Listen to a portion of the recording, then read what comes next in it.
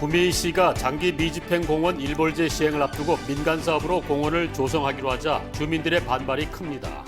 정부가 2025년부터 자사고와 특목고를 일반고로 전환하기로 했지만 대구시 교육청은 예정대로 국제고를 개교하기로 해 논란입니다. 자유한국당이 총선에서 현역 의원 50% 교체 카드를 꺼내든 가운데 교체폭이 클 것으로 전망되는 대구 경북 지역 의원들은 불안과 불만을 보이고 있습니다. 스마트 시대에 맞게 농촌의 마을 방송 풍경도 바뀌고 있습니다. 마을이장이 휴대전화로 전화하듯이 소식을 알릴 수 있는 시스템이 청송군에서 구축돼 시범 운영에 들어갔습니다. 여러분 안녕히 주무셨습니까? 11월 27일 수요일 아침 대구 MBC 뉴스투데이입니다. 오늘도 우리 지역 쌀쌀한 아침을 보이고 있는데요. 출근길 옷차림 따뜻하게 해야겠습니다. 대체로 맑은 하늘을 보이다가 동해안 지역은 밤부터 비가 내리겠습니다. 김영은 기상캐스터가 자세한 날씨 전해드립니다. 네, 오늘 아침 내륙 곳곳에 옅은 안개가 끼어 있습니다. 출근길 교통안전에 유의해 주셔야겠습니다. 안개가 거친 후엔 구름 사이로 파란 하늘이 드러나겠습니다. 미세먼지 농도는 모두 보통 수준 보이며 공기질 양호하겠습니다.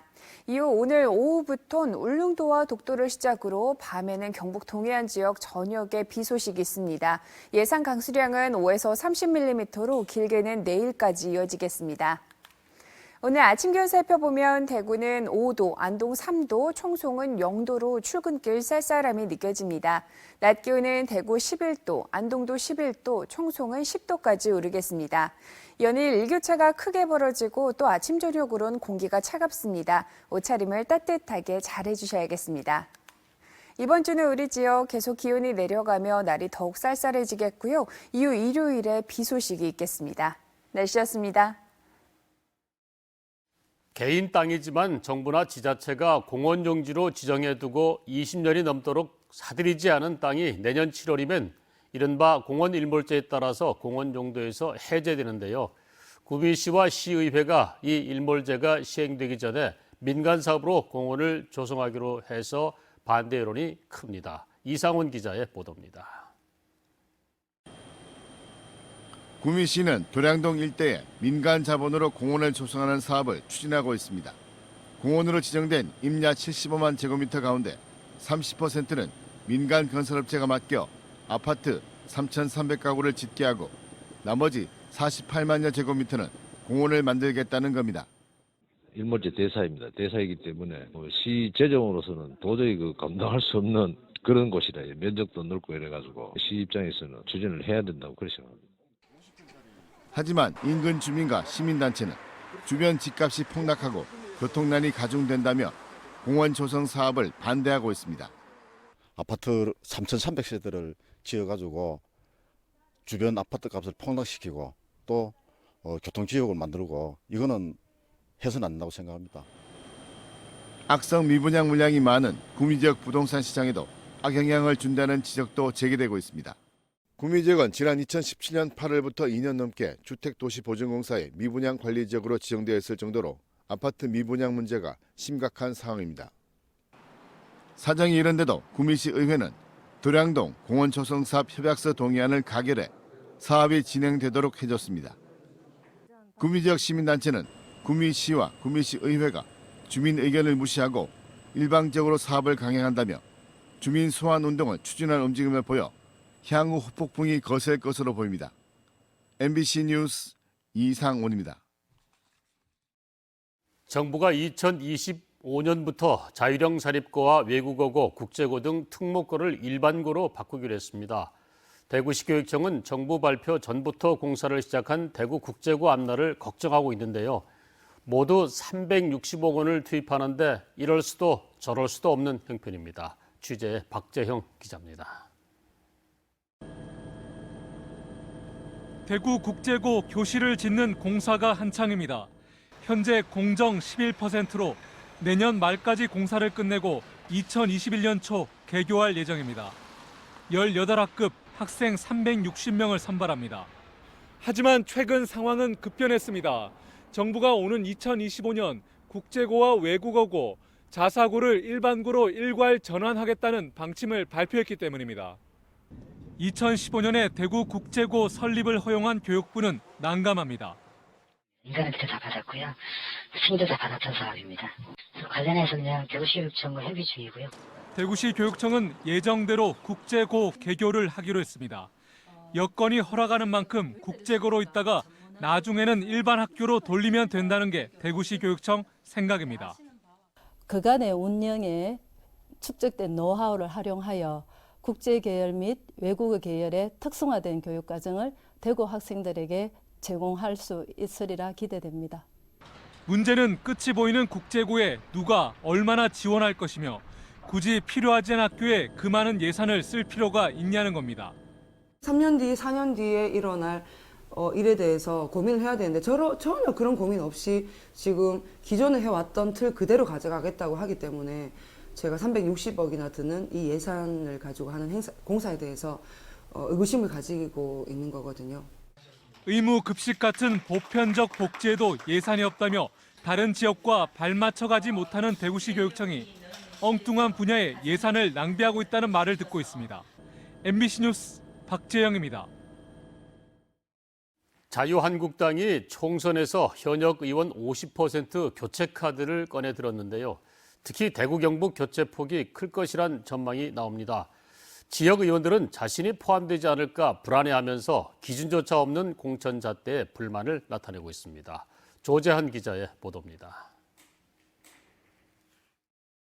대구 경북 자유한국당 현역 국회의원은 비례대표 당협위원장을 합쳐 모두 21명입니다. 이 가운데 총선 공천은 10명도 채 받기가 어려울 것으로 보입니다. 현역 의원 절반을 교체한다는 게 당 방침인데 특히 대구 경북은 높은 당 지지율을 바탕으로 누가 나와도 당선 가능성이 높아 교체 폭도 훨씬 클 것이란 전망입니다. 대통령의 탄핵까지 당한 당인데 아무래도 폭을 좀 요청을 해가면 안 될까요? 국민들 입장에서. 대구 경북이 더 안 커지겠습니까? 옛날에 비춰봤을 때.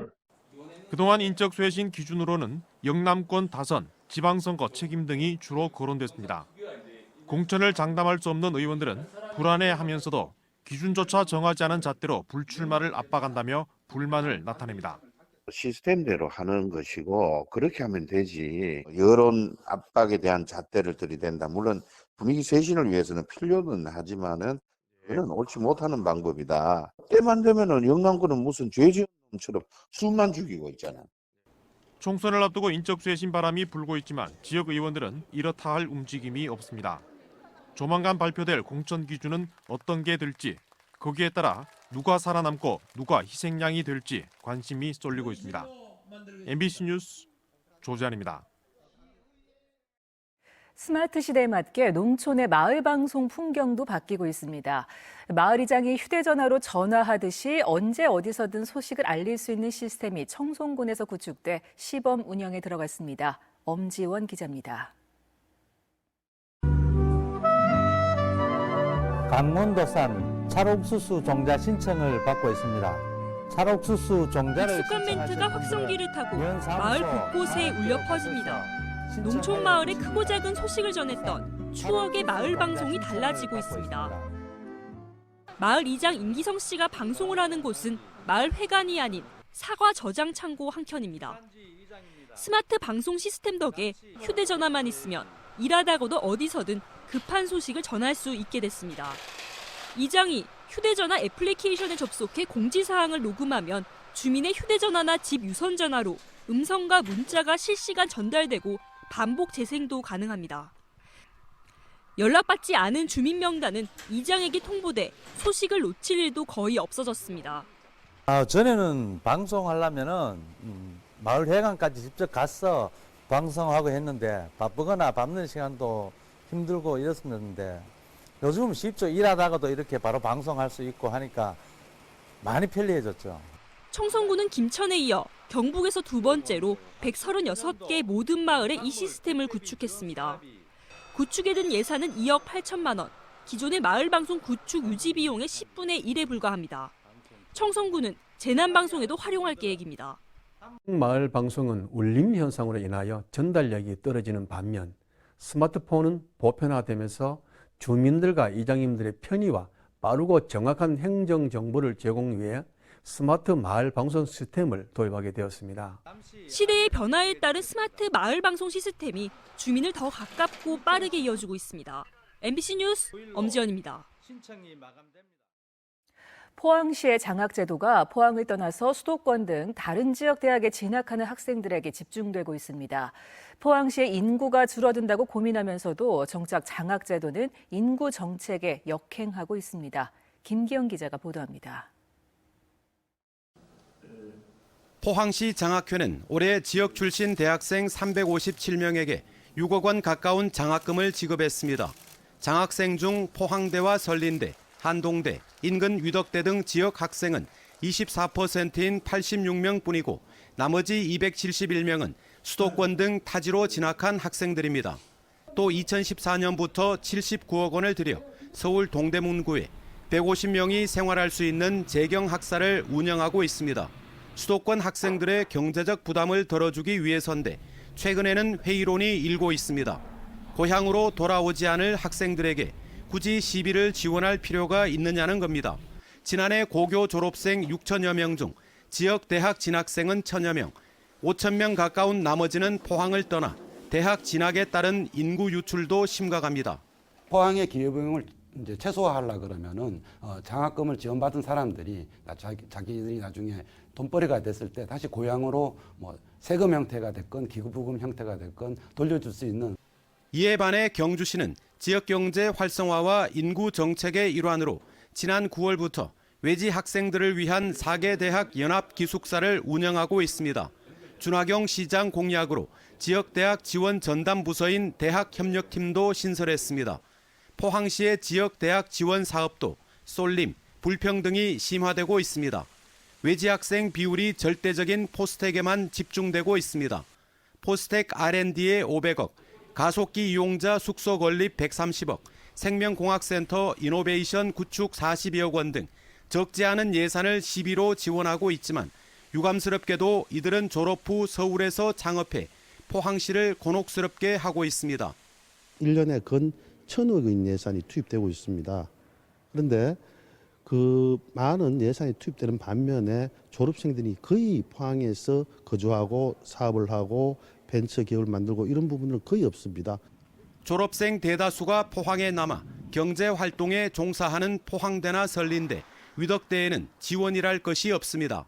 지금까지는 우리 지역 대학에 재학 중인 학생들에서는 좀 등하시했는데 이 학생들한테도 많은 혜택을 주면 좋겠습니다. 왜냐하면은 이 학생들은 돈이 생기면 다 지역에서 소비를 하거든요. 굽은 소나무가 고향을 지킨다는 말이 있습니다. 누가 포항 시민으로 지방 소멸을 막는 효자인지 인재를 바라보는 인식의 전환이 요구됩니다. MBC 뉴스 김기영입니다.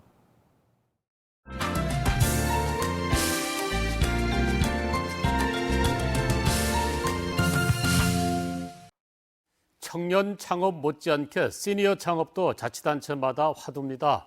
창업을 하고 싶어도 자기 자본으로는 엄두도 내지 못하는 상황인데요. 정부 위탁기관을 통해서 시니어들의 취업형 창업이 시도되고 있다고 하는데요. 여수에서 박민주 기자가 취재했습니다.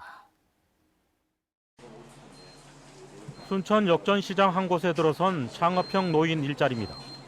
누룽지를 만드는 이 업체는 60세 이상 어르신 10명의 공동 일터입니다. 지난해 8월 창업을 했는데 초기 자금은 정부의 노인 일자리 전담 기관을 통해 받고 1년 이상 직접 운영하면서 수익금을 나누고 있습니다. 지원을 받아가 처음 시작합니다. 이 수익금을 내 가지고 우리가 이제 임대비도 내고 부대 비용 같은 거 내고 그 다음에 이제 우리가 이 직원들이 이런 사람들이 나눠 가집니다. 올 초 신청사가 마련된 순천시 조곡동 행정복지센터. 주민센터 건물 한쪽에 실버 카페가 들어섰습니다. 공공 건물을 활용한 시니어 일터로 임대료를 받지 않습니다. 마을 주민을 포함해 60세 이상 어르신 6명이 채용돼 운영에 나서고 있습니다. 여기 일자리를 통해서 이제 자존감도 높여지고 그다음에 이제 지역사회 사람들하고 또 소통할 수도 있고 여기 오면은 마음이 편안해지고 너무 즐거워요. 공공 건물에 무료로 창업 공간을 만들고 시니어 일자리를 연계하는 사례는 도내에서는 순천이 처음입니다. 때문에 관련 사업의 확대 필요성도 커지고 있습니다. 실질적으로 어르신들이 무상으로 공간을 활용할 수 있는 곳들이 다각적으로 많이 생겨서 그분들한테도 수익이 갈 수 있는 구조들의 공간들이 많이 확산되고 만들어졌으면 좋을 것 같습니다.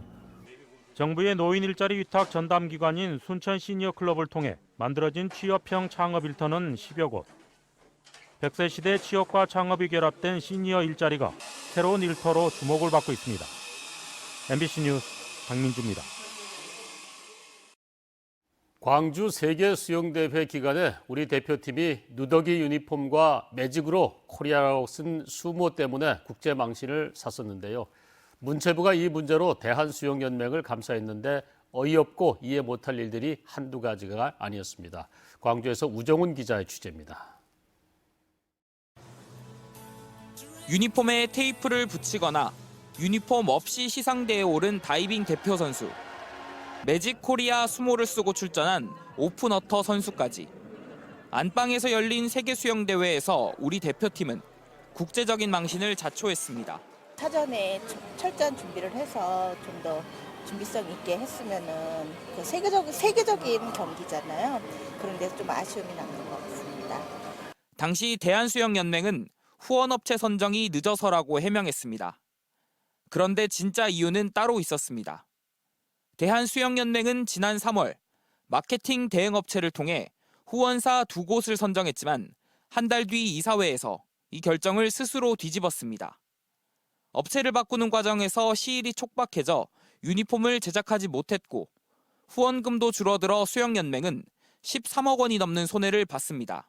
그중에 그 업체 하나가 생활체육 관련된 업체로서 세계 수영연맹의 그 공인을 받지 못했다는 거거든요. 그러면서 이제 국가대표 선수들이 그 업체의 옷을 입는다는 게 좀 창피하다. 이 문제로 수영연맹은 대행 업체와의 계약도 해지했습니다. 계약을 해지하더라도 9억 원을 받기로 돼 있었지만 이 권리도 스스로 포기했습니다. 감사를 통해 이 같은 사실을 확인한 문체부는 담합이나 이면 계약 등 다른 비리 가능성이 있다고 보고 연맹 회장과 부회장에 대해 수사를 의뢰했습니다. 문제는 또 있었습니다. 여자 수구 대표팀은 개최국 자격으로 대회 참가가 이미 결정돼 있었지만 선수 선발에 늑장을 부리는 통에 한 달만 훈련하고 대회에 나와야 했습니다. 경영 종목의 선수 선발 기준도 대회 직전에 예고 없이 바꿨습니다. 문체부는 수사 의뢰하는 별도로 연맹 관계자 14명에 대해 징계를 요구하고 연맹에는 기관 경고와 주의 처분을 내렸습니다. MBC 뉴스 우종훈입니다. 민주노총 대구지역본부는 영남대 의료원 해고 노동자 고공농성 150일째를 맞아 오늘 오후 반월당 내거리와 의료원 마당에서 결의대회를 갖습니다. 민주노총은 대구 고용노동청의 제안으로 사적 조정이 진행됐지만 성과가 없었다며 의료원의 해고자 복직과 노조 파괴 진상 규명에 책임을 지라고 요구하고 있습니다. 영남대 의료원 해고 노동자인 박문진 보건의료노조 지도의원은 지난 7월 1일부터 150일째 영남대 의료원 본관 옥상에서 해고자 원직 복직과 노조 기획 탄압 진상 조사 등을 요구하며 고공농성을 이어가고 있습니다. 경상북도에 따르면 지난달 경북 지역의 주민등록 인구는 266만 6천여 명으로 지난해 같은 기간에 비해서 만여 명이 줄어든 것으로 나타났습니다. 2015년 270만 3천 명을 기록한 뒤 해마다 1만 명 가까이 줄어드는 추세를 보이고 있습니다. 또 23개 시군 가운데 경산, 김천, 문경, 영천, 예천군 등 5개 시군만 인구가 늘었고 나머지 18개 시군은 감소했습니다. 경상북도는 지난 11일 김천 감천에서 채취한 야생조류 분변에 대한 조류 인플루엔자 바이러스를 정밀 검사한 결과 저병원성으로 확진됐다고 밝혔습니다. 경상북도는 이에 따라 주변 지역 가금과 사육조류 이동 제한을 해제했습니다. 경상북도 소방본부는 내년 1월부터 출산 관련 정보를 119 안전신고센터에 미리 등록하면 위급할 때 도움받을 수 있는 서비스를 시행합니다. 출산부가 출산 관련 정보를 등록하면 응급 상황 때 119 신고로 출동하는 구급대원에게 등록 정보가 자동으로 제공돼 신속히 응급 처치를 할 수 있습니다. 신고 상황은 보호자에게도 자동으로 전달됩니다.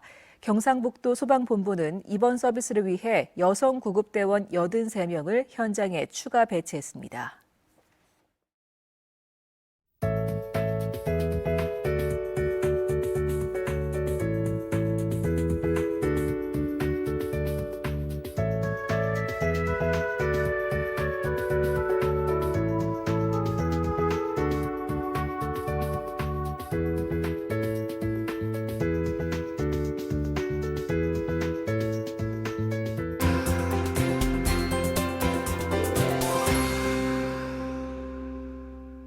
오늘 아침 내륙 곳곳에 옅은 안개가 끼어 있습니다. 시야가 답답하기 때문에 출근길 교통안전에 신경 써주셔야겠습니다. 안개가 걷힌 후엔 구름 사이로 파란 하늘이 드러나겠습니다. 미세먼지 농도는 대구, 경북 모두 보통으로 공기질도 양호하겠습니다. 이후 오늘 오후 울릉도와 독도를 시작으로 밤이 되면 경북 동해안 지역에 비 소식이 있습니다. 예상 강수량은 5에서 30mm로 길게는 내일까지 이어지겠습니다. 아침 기온 살펴보면 오늘 대구는 5도, 안동 3도, 청송은 0도로 출근길 쌀쌀함이 느껴집니다.